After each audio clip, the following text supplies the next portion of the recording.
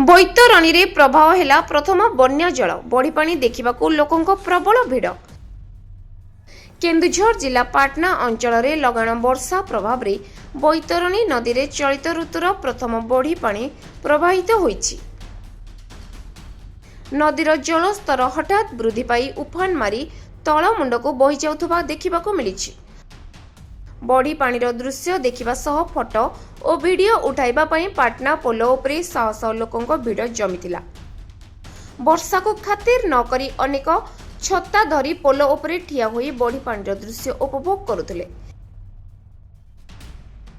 तेबे उफुडुथिबा नदी और बढ़ुथिबा जलस्तर मध्यरे पोलो उपरे एपरी भिड़ जोगु जेकोसी समय रे अप्रीतिकर घटना घटिबार आशंका सृष्टि होइतिला।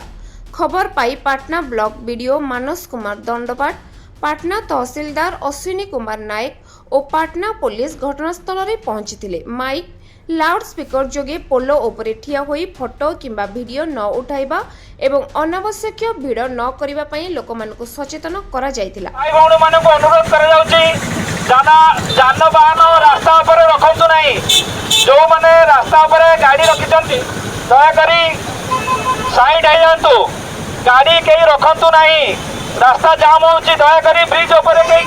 तेबे प्रशासन लोकों सुरक्षित दूरता बजाय रखिबा सह बन्या परिस्थिति रे सतर्क रहिबाकू परामर्श दैछंती।